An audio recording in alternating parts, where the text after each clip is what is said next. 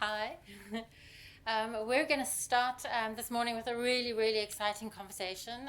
My name is Erica de Greef, and we've got three practitioners, but also three really interesting creative fashion people with us today. And we're really trying to look at one particular aspect that I think is of a much greater concern and often quite sidelined, and this is a question around slow fashion. So very briefly, I'm just going to introduce you. We've got Lucanyo Mndingi, who is a designer based in Cape Town. We've got Rudo Nondo, who is a designer and leader of the fashion revolution based in Harare. And we have Datira Mashiga, and Datira is based in Pretoria, and she's a product and fashion designer and developer as well. So, I think let's jump straight into this conversation. And the question that I think is sort of perhaps most important for us to address is like, what does slow fashion mean? I mean, I think it's a term that we've come across. I think it crept into our lexicon, but it hasn't quite sort of evolved and been taken up very broadly in the media. And is it something that we need to unpack and perhaps think about a little bit further? So I think to start off the conversation, there's various places in which slowness takes its form. So I think I'm going to start with Lucanyo and perhaps sort of think about slow in fashion. What does it mean to you? And particularly sort of looking at slow in making or slowness in making.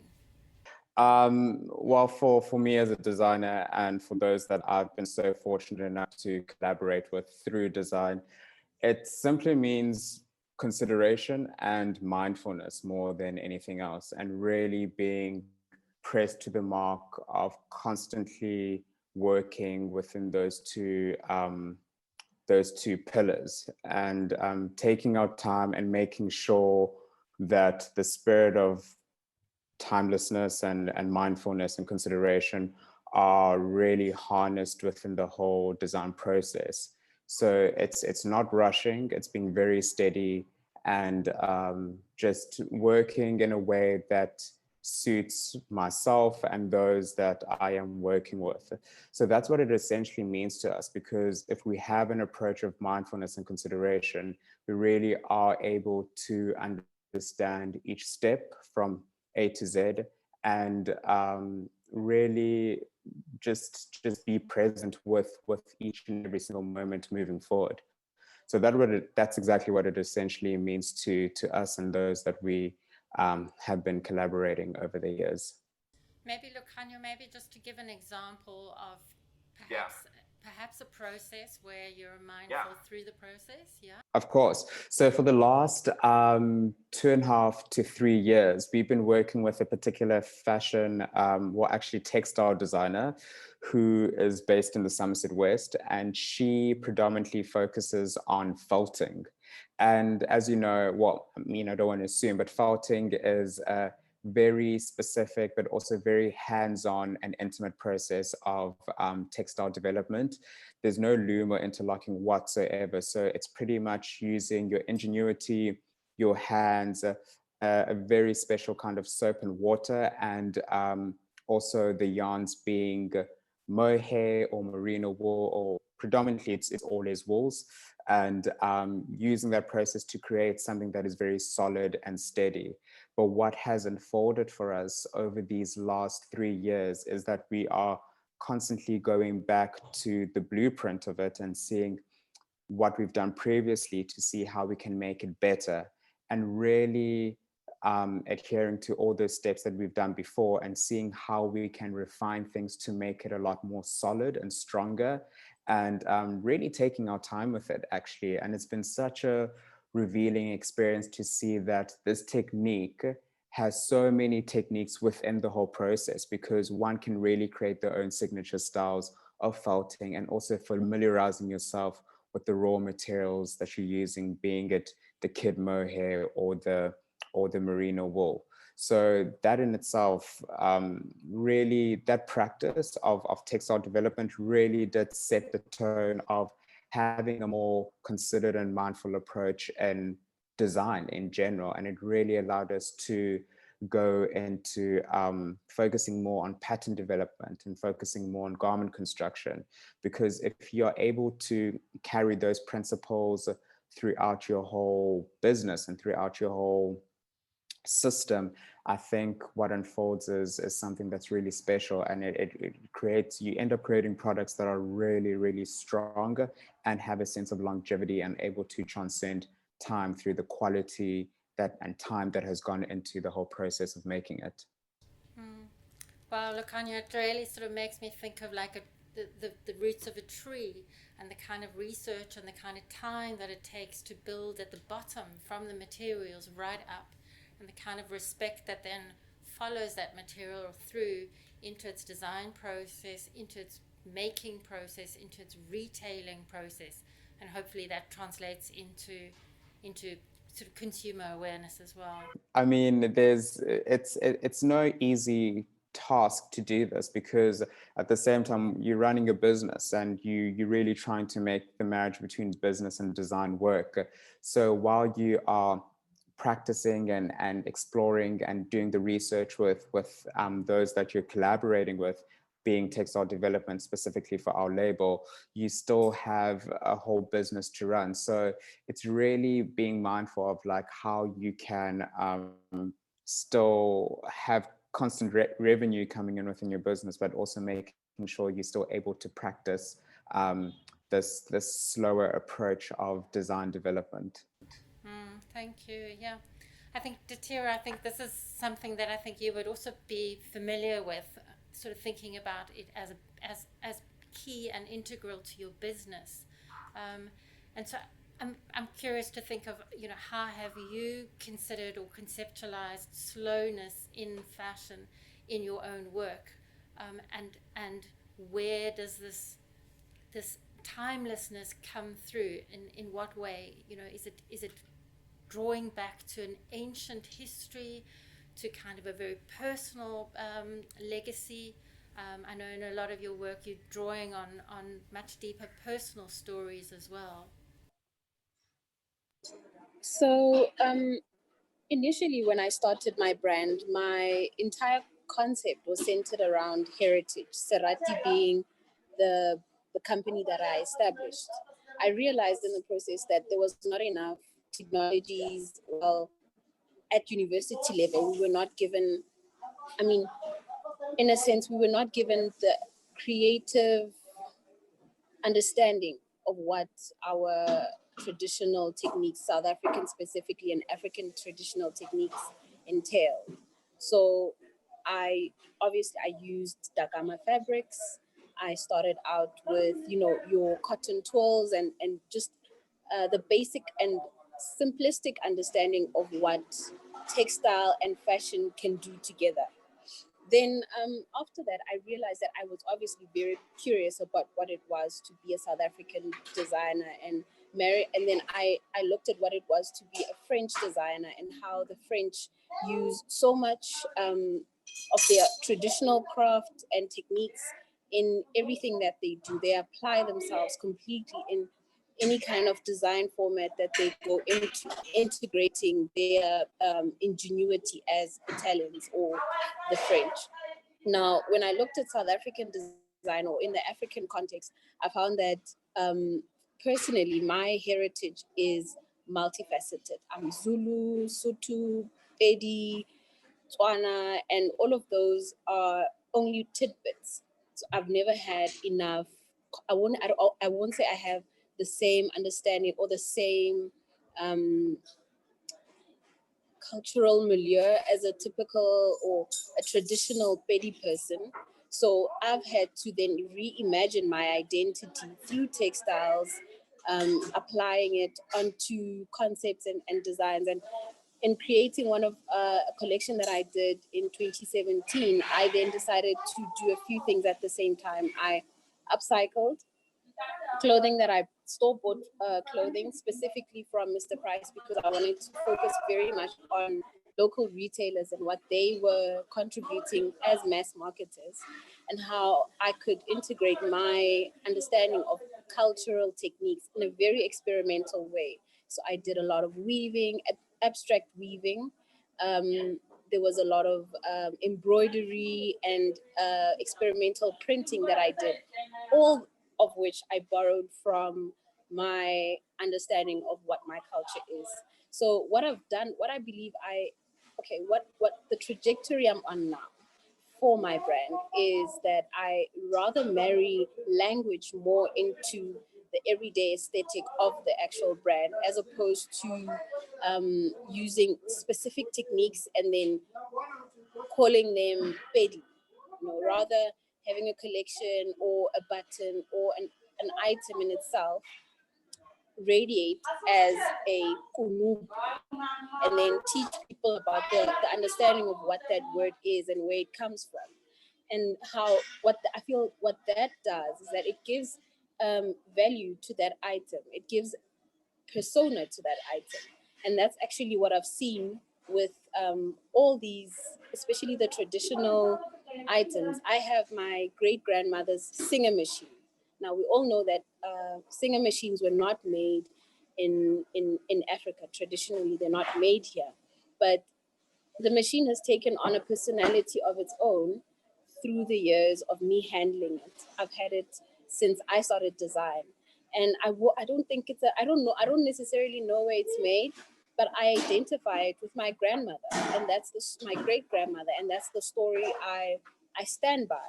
I will, and yes, that's pretty much how I interpret design and.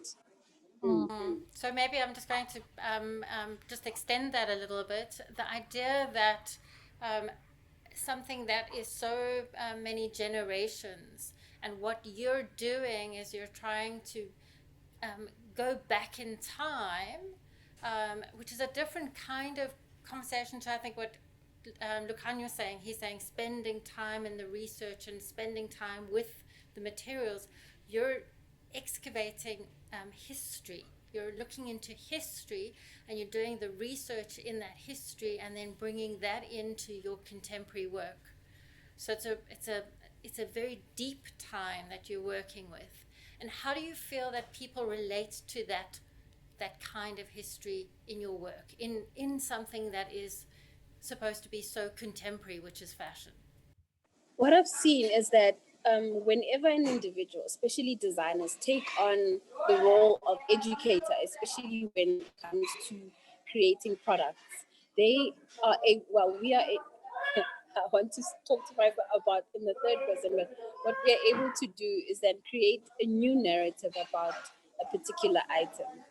I enjoy being able to use traditional techniques, but I know that my 16-year-old brother might not be as interested in what that is, but he will understand what a Nike top is. Now, when you marry the two very foreign concepts, something that is very contemporary and made in China, for instance, with a very traditional concept or an African concept, you literally give it a new life, and you encourage the next generation to consume slower, whether it's consuming slower because they understand where a product is made and how a product can go beyond just what it is as an item that is worn, but also making it into a work of art that can be placed in the house, or an item that can be passed down from generation to generation.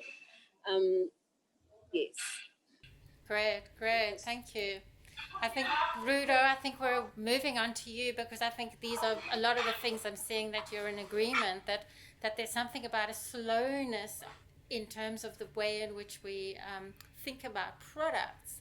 And I think in your, particularly in the way in which you've built up your own work in Zimbabwe, but also how you speak to a broader Zimbabwean fashion community around the slow life of products.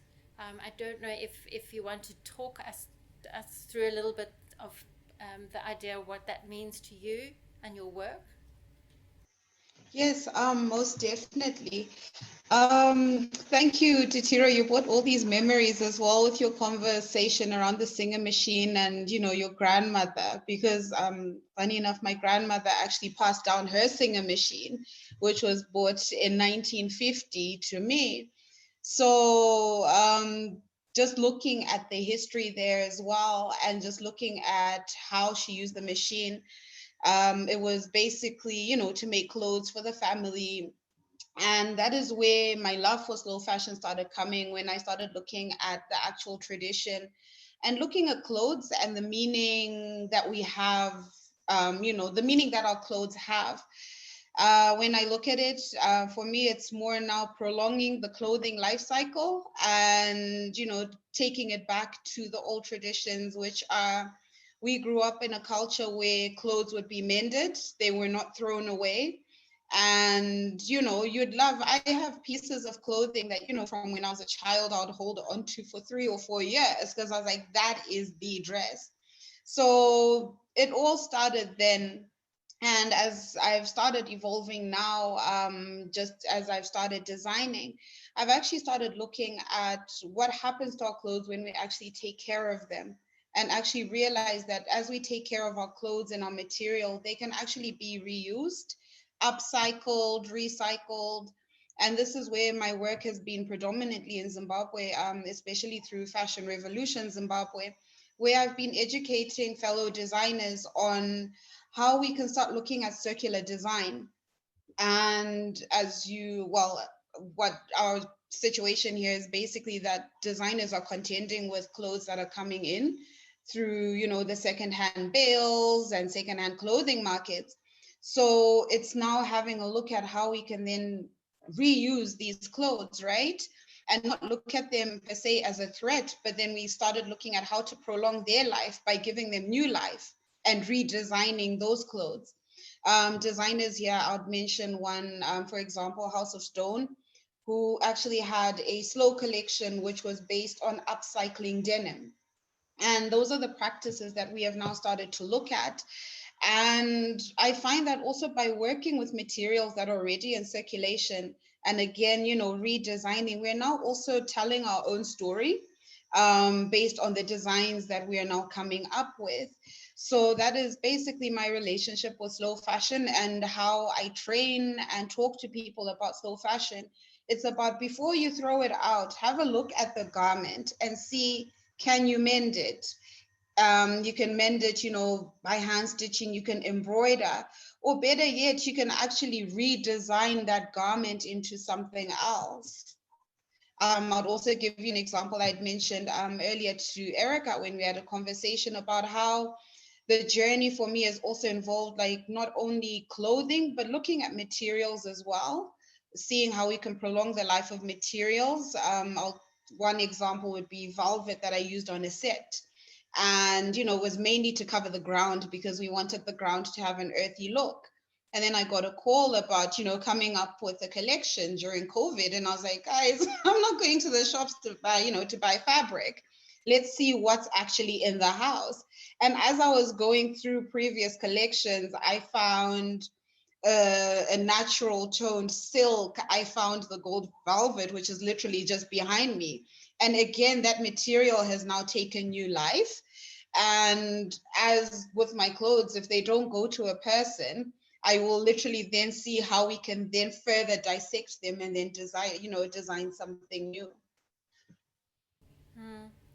I'm fascinated with the idea of storytelling, and I'm just wondering if that's where perhaps slower fashion is. This an opportunity for us to think about storytelling through clothing, and whether there's, I mean, Datira, you talk about education or fashion designers as educators, but I think this idea of storytelling or meaning. How does clothing accrue meaning, and is this something that has a relationship with time? Um, and I'm going to push this a little bit further. I'm wondering if you all kind of mentioned something about a cultural, that there's some kind of cultural association or cultural pool or cultural knowledge and in what way are you drawing on culture in doing this? So if anybody would like to talk about that, Lucanio, do you want to? I love that you actually touched on that, because culture is so personal, but it's also so diverse. I think we're all coming from different backgrounds, so we really choose to interpret it however it feels real and visceral to us. And for me, I think the foundation of my life and also just my upbringing always stems from the spirit of what love means. And I've really tried to bring that into my clothing. And again, it goes back to having that consideration, because if you have consideration, that means you have the patience, you have the love, you put in the time, you put in the quality and care that is needed to not only create, but also those that you are working with. And it's that kind of compassion that I really want to be cognizant of with my approach when it comes to collaboration and design. And the story becomes woven within the whole development process in itself, because to me and to my team and those that I work with, I think that becomes the story itself. It's that slow pace, it's that consideration, it's that love that we're putting into the development of these clothes that we're doing, that literally go into it. It's already woven within the clothes. So yeah, I mean that's what culture really means to me more than anything else. It really is love. And I think we've been able to practice that in the most beautiful way. And yeah, I think also just really thinking about it, it's also made me realize that it's not really easy to find these allies and these people to collaborate with, because you become more aware that not everybody sees the same things that you see, and they don't. It's quite crazy, because everything is fast consumption, it's fast food, it's fast fashion. So to find these individuals that really believe in the spirit of love and time and care the same way that you do, it's always such a blessing and a gift, because it's not easy to find people that are really aligned like that, because it's something that's more internal than anything else. And yeah, that's just what I have to. I think what's so interesting is to think about clothing as holding a person, because clothing wraps around a person, and particularly if you're working with wool and felting, and that I'm aware of that kid merino as being so fine, and so this idea of holding, but that this is also sort of incredibly personal, but then that communicates outward. So we communicate through our clothing, we communicate, and it's part of a community. That communication is part of a community. And I think Ruda, I think you've also been nurturing that sense of community through your collaborations. You've also spoken about collaboration. So I think, Lucanio, you've got a very important point there, is this idea of collaboration and what that means. So Ruda, I don't know if you want to talk to that a little bit. Yes, definitely. I found actually just through storytelling, I started a journey of storytelling through design. And as the stories started being weaved into the, woven into the designs, and as we started putting more thought into what we were actually producing and doing, we took ownership of our product.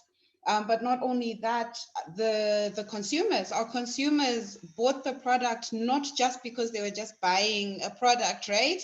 There was a story attached. And I've also just found that as you start doing that as well, just from a maker's perspective, these collections that I've made, there's some that, you've got the creative versus the business mind, right? And the creative is like, I've done this, I'm holding this so dear. And then the business aspect is like, okay, it's time to let go and sell this. But what I found as well with some of the pieces, because a lot of my pieces have been art pieces, is that as I then start taking them apart, this is now the evolution. So you'll find, I did a collection called Layers, which was storytelling through design and talking about 5 women. That was 2 years ago. This year, I'm now looking at where my story has been, in those 2 years. And now as I'm taking apart some of those pieces, I'm reusing the material, but then to adapt to where I am right now and where I'm going. I'd also like to say, from the other perspective, because we're talking as designers, but also as someone that wears clothes. The clothes that I wear have meaning. They're associated to places I've been. When I, buy clothes from local designers, there's this one collection that blew me away, and I was like, you are talking to me as a woman. And the flow and the fabric, everything was just so empowering in that collection, right? That when I put on that top, I'm like, yes, I am that woman that you were talking about. So this is how we slow it down, because I'm now investing in pieces that mean something. I am now producing pieces that mean something, meaning that getting rid of those pieces is not going to be, like I've just gone and bought a shirt that is just a shirt, that, okay, this doesn't work, I'm going to get rid of it. When you're invested in something and invested in a story, you actually hold on to that piece and look at it as something that you can then further hand down, which then takes us back to our mothers and our grandmothers. And, just the other day, I was looking at photos of my mother in the 70s. I was like, where are those dresses? Why do we not have those dresses, right? Because as I was looking at the photos, it resonated with something. And then it looked like a generation that accepted, appreciated, and really carried, their clothes and treated their clothes as their form of expression, whereas we are now dealing with a generation that is just like, okay, it's a piece of clothing, I will wear it, and when it's done and when I'm going to my next party, I'll buy a new one. So I would say this has taken me, I've gone round and round, but as a design practitioner, the more we start to tell stories through our clothes, the more they'll resonate with the people that we're also trying to reach. And you'll find that the clothes will have a longer life because they have a story attached. They're not just a piece of clothing. So I'm gonna ask Detero just to continue with that, because I think the idea of storytelling and clothing, but I think in terms of meaning making, and to just try and pull out this idea of its cultural association, and whether there's a history around meaning making with and I know that you've used it in your work as well.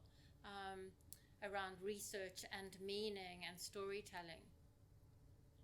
Thank you for that.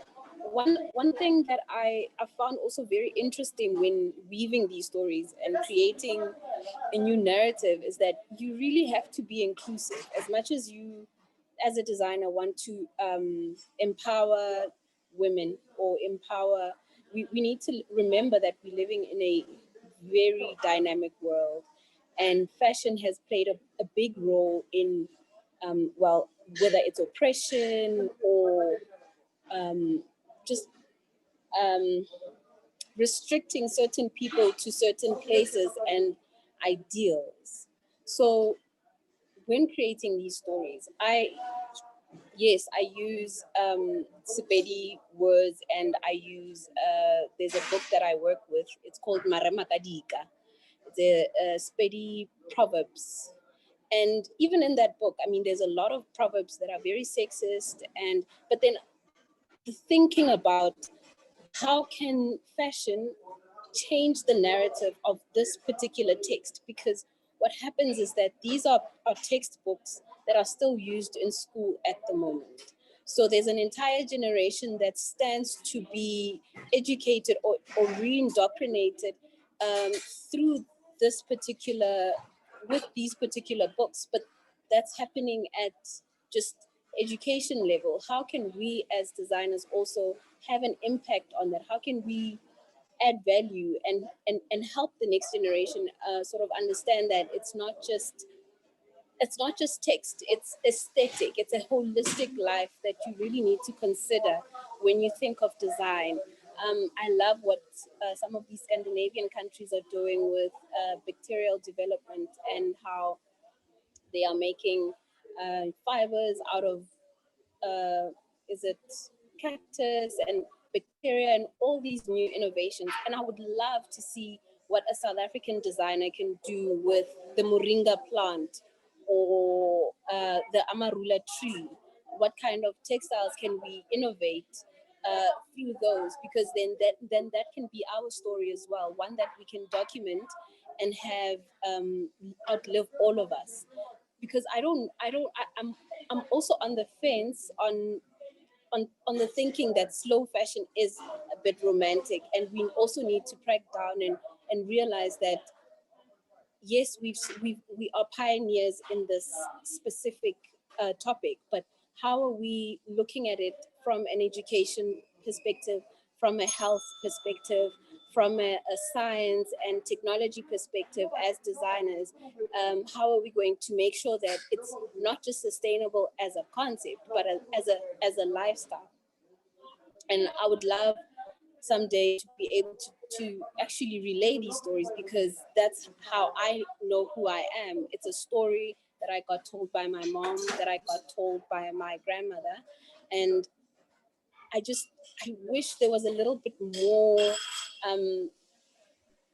innovation in it, because I mean, like you say, that our grandmothers used to do a lot of patchwork and embroidery work to embellish and encourage the fibers to be reinforced.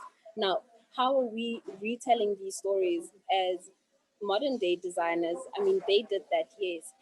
As modern day designers, that we started at some point using the marula seeds as buttons, and that became a thing in Africa.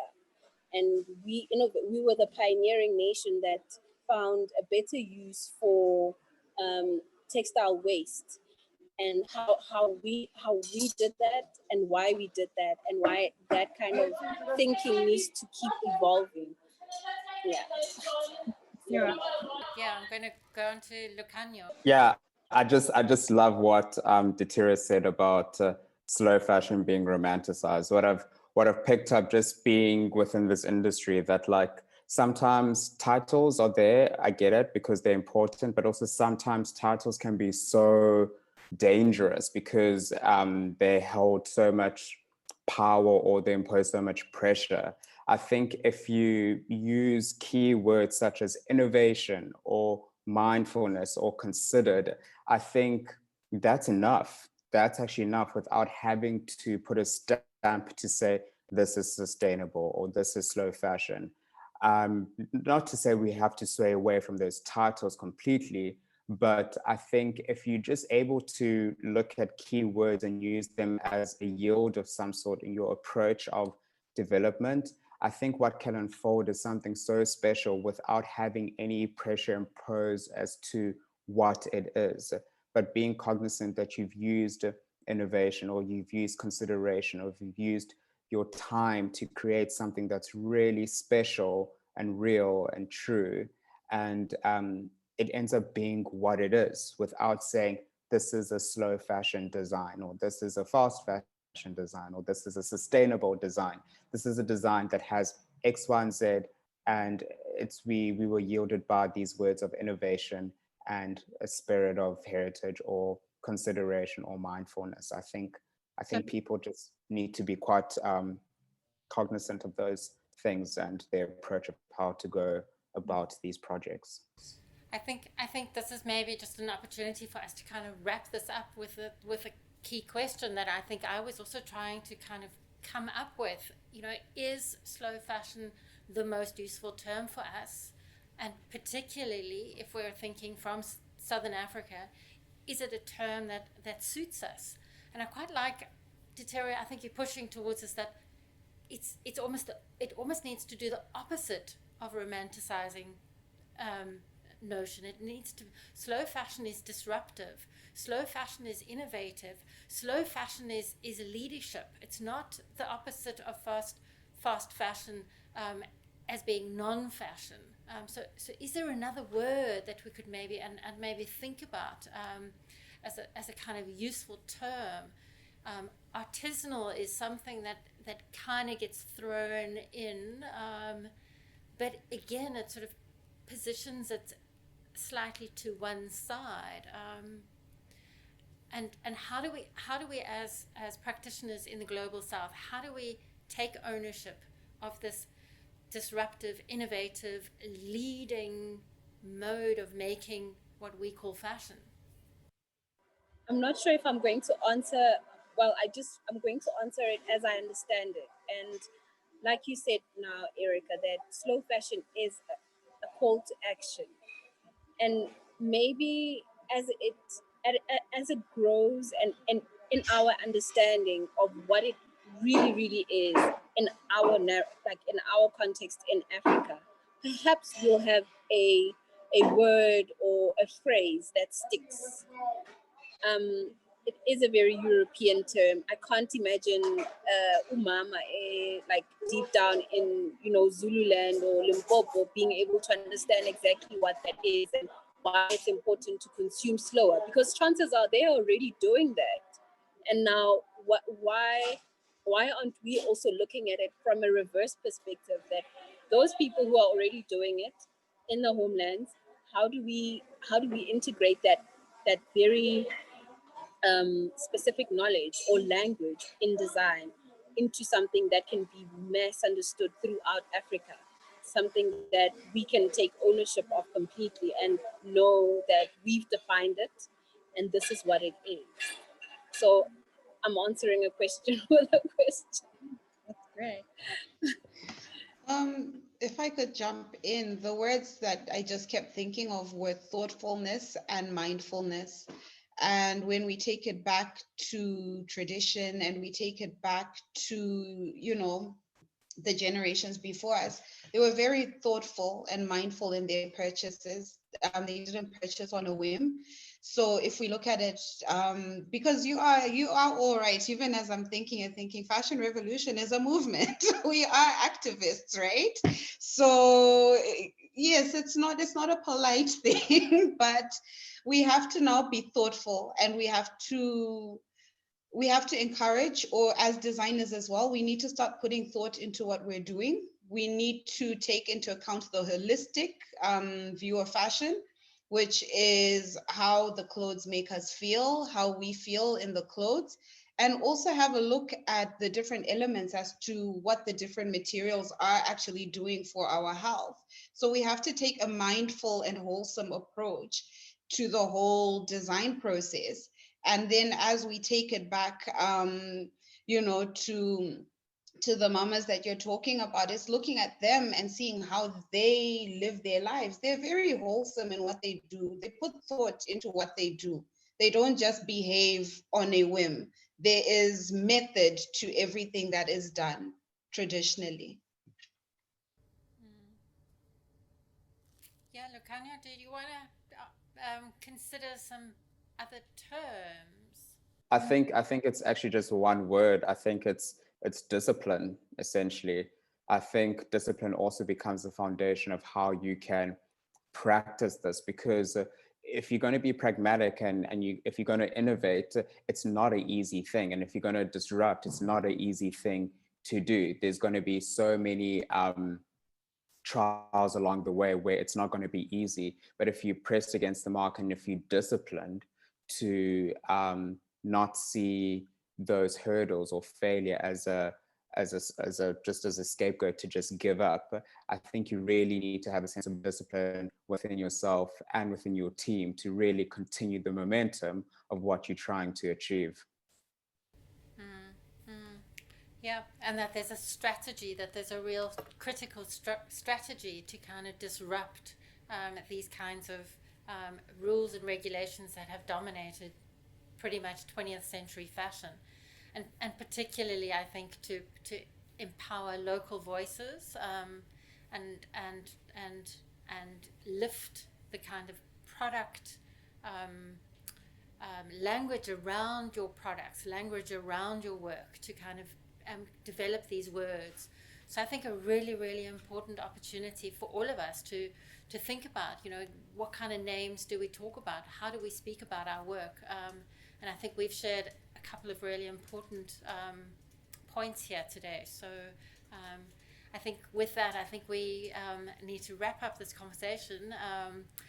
And perhaps, even if we sort of say, in 5 years' time, what is it that this kind of clothing that we're creating, developing, where will it be in 5 years' time? Where will we all be in that? In a future that is so uncertain, what is the role of the work that we do to continue our story, to give meaning to our worlds, to create opportunities for our colleagues, our collaborators, and to see a better world environmentally, ethically. So if you just want to have some closing remarks on some kind of future forward around the work that you do. To be honest, I hate fluff, so I'm not going to add any other words or anything like that. But I think there's so many nuances that everybody has expressed today that I feel like I have within my own business and those that I work with. And it's exactly these things that we've already spoken about that I aim to push forward, because it's things that I believe in. And yeah, it's really everything that we've actually just already expressed. Thank you. Titera? I think in a sense of just that place of going forward, once we all establish our understandings and our roles in the struggle, then it's much easier for us to then collaborate within that space, because it is a very new concept in Africa. Well, concept slow fashion it is, but the essence of it is very, very old school. And how I can collaborate with Ludo or Lucanyo, whether it's just talking about it, providing an understanding, a better understanding. Because personally, I'm no longer in the fashion game. I want to be I want to be an observer from here on out, and see how different industries, especially from retail to consumer, how that space can be affected by slow fashion. I would love to be able to contribute in that direction of whether it's research or even just creating collections as a call to educate and make people understand the future of design and what it's really about. So yes, more collaboration, more better understanding, definitely no backing down, because I'm sure all of us are doing something that we've been called to do. And if you're really going to do it, you must do it really damn well. So Great. And Rudo, you're speaking partly on your own, in your own work, but also maybe broadly in terms of fashion revolution in Zimbabwe. I would like us just to continue with education, and that is educating our consumers and educating ourselves as well. So for us, it's a continuous research project.